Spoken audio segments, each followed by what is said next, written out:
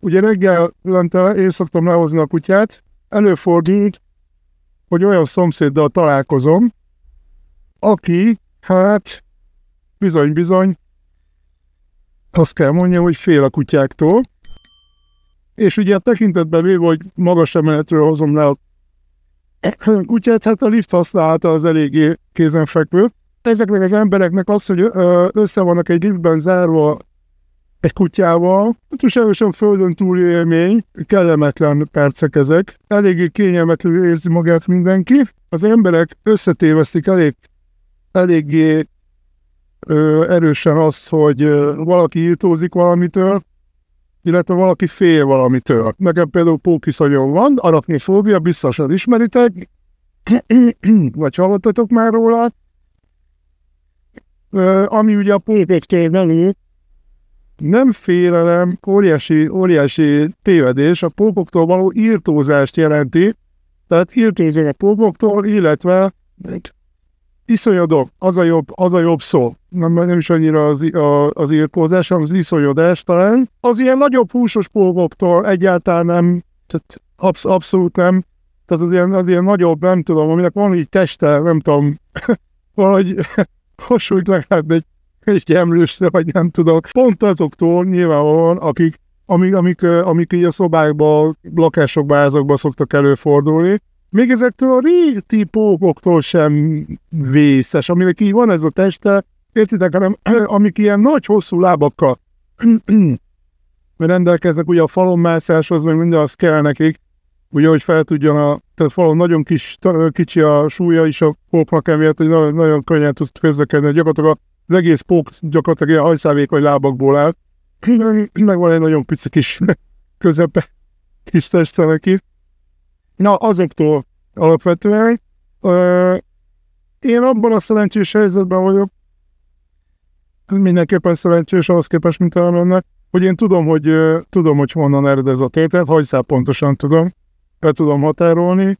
Ugye vidéken éltünk, nagyon vidéken, nagyon szép helyen, de nagyon vidéken, tehát nem városi körülmények között. Ugye budi volt, tehát tudjátok, ez a kinti WC, tehát ez a budi volt konkrétan, és hát akármit csinált, szegény apám is meg, azt nem lehetett annyira, hiába festették, már messzelték, már mindent csináltak, tisztán igyekeztek tartani, persze, de hiába nem lehetett, tehát ott kinti volt, tehát gyakorlatilag az nem jött be oda, az a bogár rovar pók, ami nem akart, tehát gyakorlatilag csak az nem jött oda be, és a teljesen természetesen állandóan tele volt pókokkal, mert ez nekik egy ilyen menedék volt, egy nagyon jó hely volt, ahova elbújhatnak. Ott egyrészt nagyon sok volt a pók, és azért kisgyerekként azért akkor valószínűleg féltem tőlük.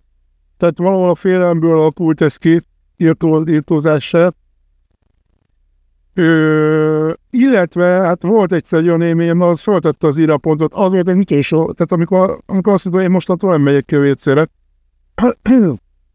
hogy volt egy akkora pók, képzeljétek el, hogy a budi ajtó, nem tudom, az megvan nektek, hát az körülbelül, ha aki nem tudja, milyen az a budi, az úgy képzelheti el, mint egy szobaajtó nálatok bent a lakásba, körülbelül akkora méretű, és képzeljétek el, hogy a közepén, és egy csomó ideig úgy jártam a vécére, hogy nem fedeztem fel, hogy mi van rajta, aztán egyszer csak észrevettem, hogy a közepén van egy kis bolyhos kis valami, és akkora méretű, és oké, azt felfedeztem, hogy oké, az egy pók, rendben, akceptáltam, hogy egy pók, igyekeztem befejezni a dolgomat minél hamarabb, majd felfedeztem azt is, képzeljétek el, hogy a lábai akkorák, és ezt nem beképzeltem, ez tényleg így volt, akkorák a lábai, hogy teljesen eltérik az ajtót. Magyarul ránőtt az ajtóra, az ajtó méreteire ránőtt a pók. Hogy ez hogyan történhet meg, azt nem tudom, de na szóval az volt tehát az kész. Ez volt az utolsó élmény, ami aztán úgy volt, hogy köszönöm szépen, ennyit a pókokért. Szóval abszolút megértem, ugye a legtöbbször a kutyáknál úgy van ez, vagy a kutyákkal kapcsolatban úgy van ez, hogy általában megharapja gyerekkorban egy kutya az illetőt, de nem kell, hogy megharapja, általában elég hozzá az, hogy mit tudom én, csak egy kicsit agresszívabban akarja játszani a kutya, vagy simogatásért úgy menjen oda. Hát Johnnyról tudom, mert állandóan ezt csinálja. Hát nem Johnnyról tudom, mert előtt is tudtam, értitek, tehát Johnny ugyanez, tehát Pepitában, mint a többi kutya, hogy ráront, és akkor az ember meg ezt támadásnak veszi sokszor, hiszen aki étozik a kutyát, az eleve.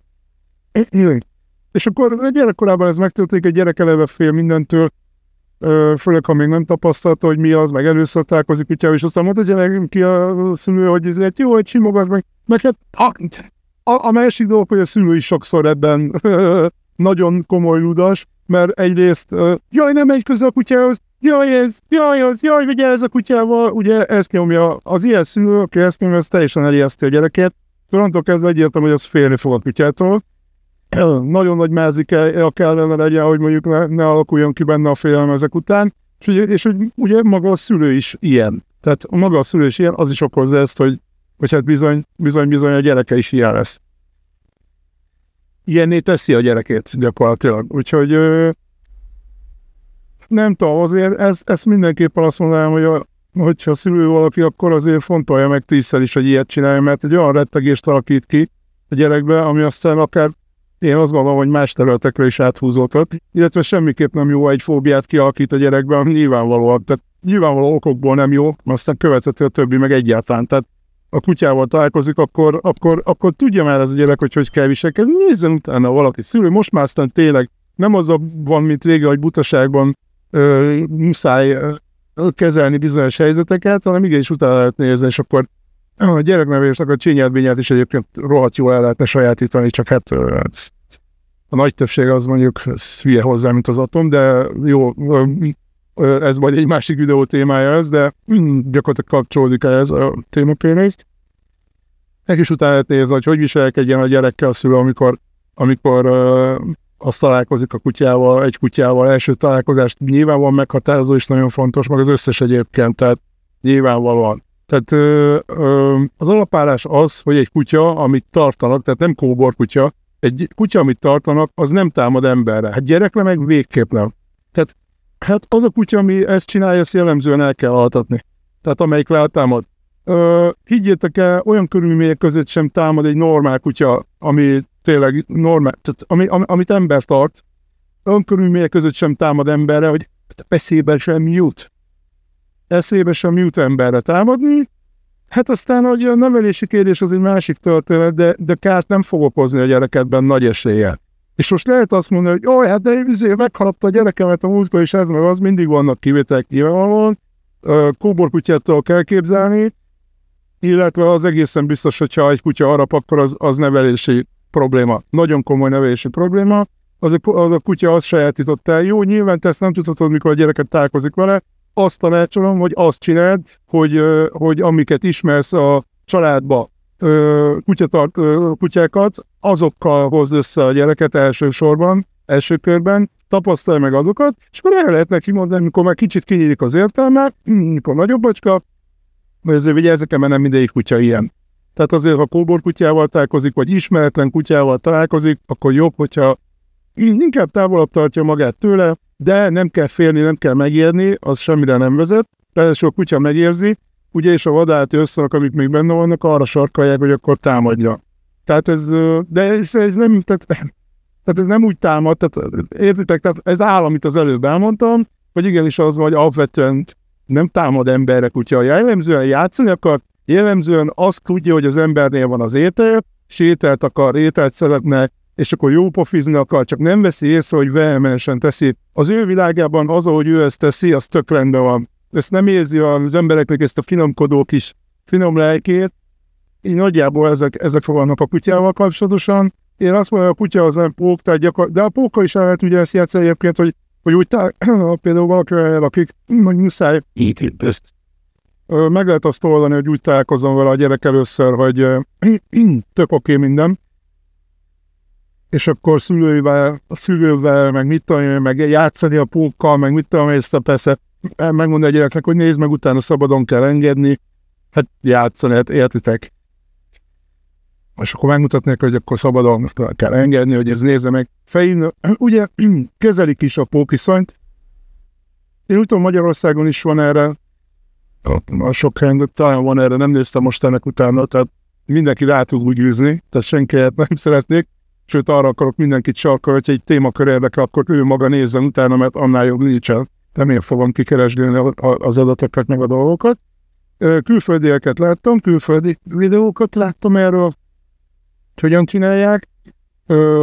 Elkezdik nagyon-nagyon kis lépésekkel, nagyon kis lépésekkel adnak előre, elkezdik először csak megfigyeltetni, nem nyúl hozzá a delikvens, mi pókhoz, egy pókról beszélünk szigorúan először, nem nyúl hozzá a delikvens, elkezdik el figyeltetni, felhívják a figyelmét arra, elmondják neki, hogy nézze meg, hogy milyen szép, nézze meg, hogy milyen tökéletes, ahogy a természet megalkotta, meg mit tudom én, felhívják a figyelmet olyan dolgokra, amiket eddig nem figyelt meg, mert oda sem mert nézni a pókra, meg hát agyontaposta, meg a fene tudja. Elmondják neki, hogy ő is élőlény, tehát mit tudom én, megfigyeltetik, hogy na így vadászik, legyeket eszik, meg mit tudom ki, tehát ezeket egy kicsit közelebb hozzák, elkezdik ott, mit tudom, nevet adnak neki, egész így közel hozzák. Gyakorlatilag azt csinálják meg, amit gyerekkorba kellett volna megcsinálni. Magyarán nem késő, ezt megcsinálják később sem. Tehát most ugye alapvetően felnőttekről beszélünk, gyerekek nem nagyon láttam ilyen alapfóbia kezelésen, de biztos, hogy van, tehát tudni 100% vagy ott is gyerekkorban is csinálják szerintem. Legalábbis annak volna értelme igazán, hogy még az egész életét ugye úgy él már az ember, hogy okésabb a fókkal kell összekerülni. Hát én például ugye attól tartok, hogy mi lesz, hogyha vagy átköltözünk családi házba, átköltözünk családi házba, és akkor ott orba szájba lesz pók. Én azt a részét nem várom a családi háznak, azt mondjuk ki, vagy nem. Ugyanis most emelettel lakunk panelba, és egy szempók nincs, gyerekek. Tehát az olyan hálás, hogy 11 évet, vagy 12 éve valami ilyesmit tényleg. Olyan hálás dolog, hogy pókmentesen lehetett leélni, hogy fantasztikus. Ezt az arachnofóbia kezelést még nem fejeztem be, hogy ugye amikor ezt egy pókkal megcsinálják, akkor elkezdik, akkor kontaktust teremtenek először, csak így picit érje hozzá, és akkor természetesen az ember jó, én nem tudom egyébként, tehát én nem csináltam meg ezt a kezelést, csak mondom, nem volt szükségem lenne rá, majd ha esetleg szükségem lesz, akkor talán.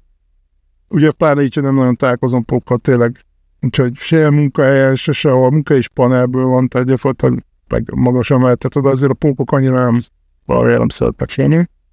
Na szóval utána azt csinálják, hogy ugye hozzáérjen, akkor utána eljutnak oda vele, hogy rátehetik a kezére, stb. Mert ott mászkál rajta a pók. De általában ezt nem tudom, úgymond nyugodt pókokkal láttam, tehát igazából nem kezd el rohangálni a pók, mint a vadállat rajta, hanem, mert az nyilván visszataszító lenne, vagy hirtelen az rémisztő lenne az ember számára. Ugye mászkál rajta a pók, és akkor jó, most már lehet simogatni, vagy milyen kis bolyos, meg mit tudom, ilyeneket csinálnak alapvetően, és akkor utána meg a vége az egész terápiának az, hogy az ember eljut oda, hogy bemerik tenni a kezét egy olyan ilyen akváriumba, terráriumba, mindegy, ami tele van pókokkal, de 1 millió ilyen pók van benne. És akkor simán így beleteszi a kezét, és akkor, vagy a karját, és az már neki nem probléma akkor. Tehát idáig jut el a kezelés. Ez nagyon jó dolog, hogy biztos, hogy nagyon pozitív dolog. Alapvetően a fejedbe kell rendezni ezeket a dolgokat, és akkor onnantól kezdve ez működik. De az nyilvánvalóan egy kicsit talán nehezebb, mint segítsége, úgyhogy nem szégyel segítség, ezt oldalra valaki úgy érzi. De mondom, ez nem, tehát a pókoktól való iszony, az nem félelem, az is a neve, hogy pókiszony, nem pókfélelem. Jó, pókiszonyt úgy szokták fordítani, hogy félelem a pókoktól, ami megint a magyar nyelv, tehát annyira gazdag ez a magyar nyelv, és annyira hülyék az emberek hozzá, hogy megértsék, hogy az valami fantasztikus. Majd a tiszteletről is akarok videót csinálni, meg van még egy pár ilyen szó. Tehát félünk az oroszlántól, attól lehet félni, hogy megesz, vagy mit tudom, hát csak nincs ketrezve, mit tudom én. Féltünk sok mindentől. Azért azt szerintem elég egyszerű, és azt szerintem elég egyszerű dolog, és elég könnyű lehet felfogni, hogy a pókoktól való iszonyadás az nem félelem azért, mert nem, tehát én sem, meg én azt gondolom, hogy az arachnofóbiás emberek általában nem attól félnek, mert ugye attól lehet, hogy megcsíp a pók, vagy valami. Hát az a kicsi pók mit tud nekem általában őszintén? Hát őszintén neki kéne félni tőlem, meg hát fél is nyilvánvalóan. Tehát Isten igazából értitek, hogy nem erről van szó. A kutyától való félelem, az viszont jellemzően nem írtózás, hiszen a kutya alapvetően egy aranyos állat.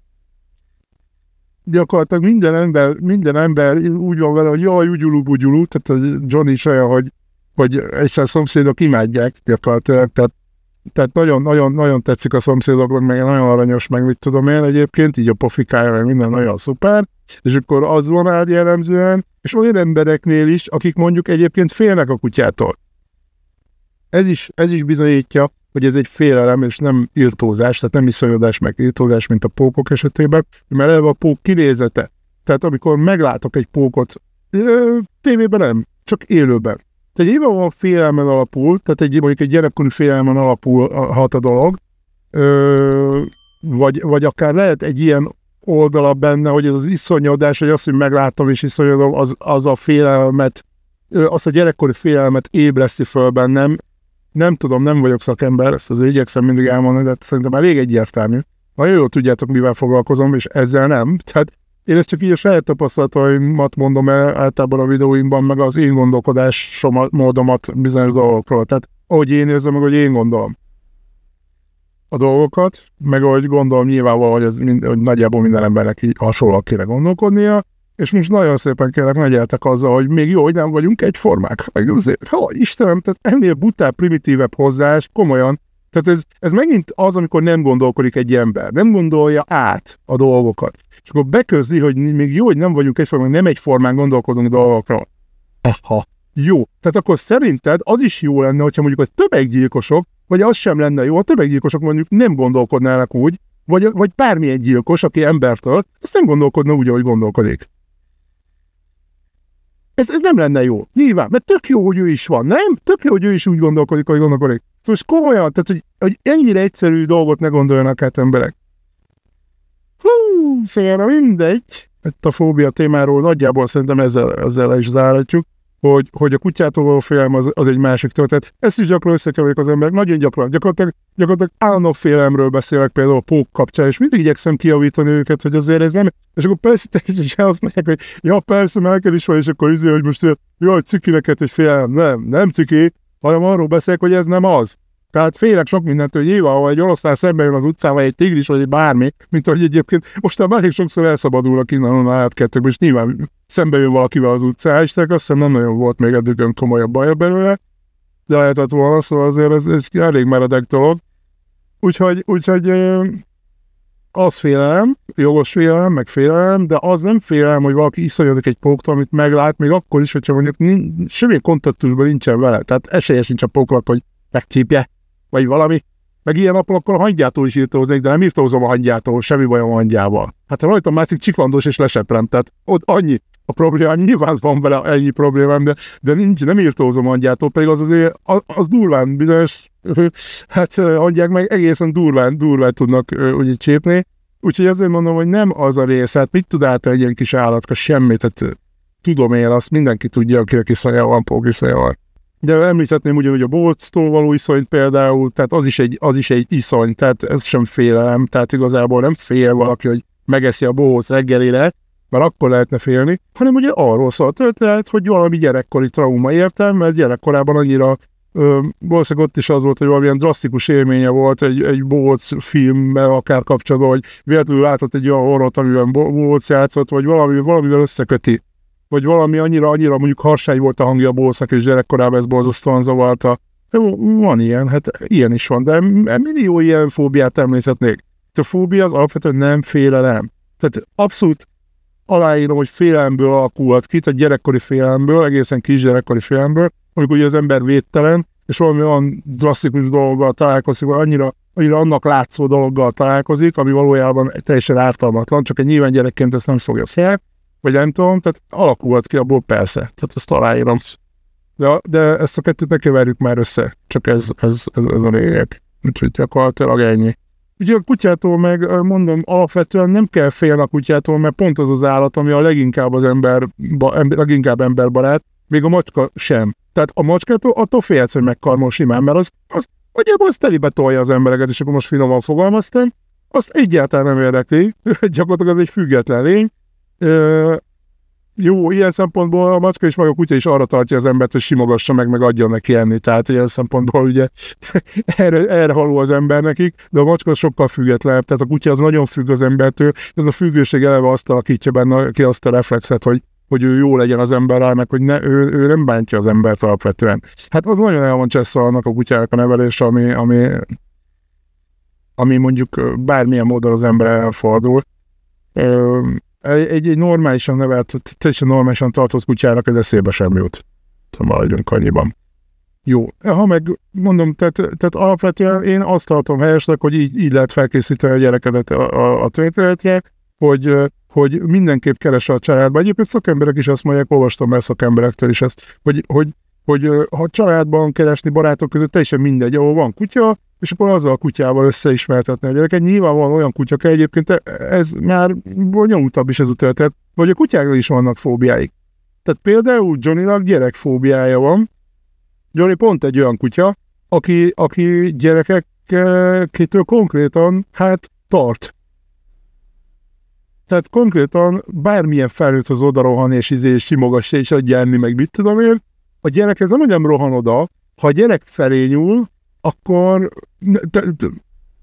nem támad meg ilyenek. Tehát ez most szeretném azt mondani, hogy Johnny rá nyugodtan, meg szerintebb kutya a világon nincsen, ezt most komolyan mondom, de így elhúzódik, tehát így és így néz rá, hogy úristen, nehogy már hozzám ér, és nyilván meg kell nyugtatni, meg mit tudom, ilyenkor megvannak a megfelelő módszerek, meg kell simogatni a gazdájának, stb. A kutyát, és akkor utána hozzányúlhat a gyerek, de egy ilyen kutyával azért nem jellemző az, hogy mondjuk például ugye ő terápiás kutya, én annak szántam volna úgymond neki egy kicsit, hogy dolgozzon, meg egyáltalán eljárjunk, meg valamit, tehát úgymond, hogy csináljunk együtt, így úgymond ott az otthon kívül is, egy programnak, hogy elmenni mondjuk kórházakból, nem csak a helyekre, ahol terápiára van szükség, és terápiás kutyára. Csak az a probléma, meg hát pont ebből kifolyólag, hogy imádják az emberek, tehát meglátják, és úristen, minden ára meg akarom simogatni című történet van, nem bírnak magukkal, és ez egy tök jó terápiás kutya lehetett volna, egy sajnos a gyerekektől való írtózásé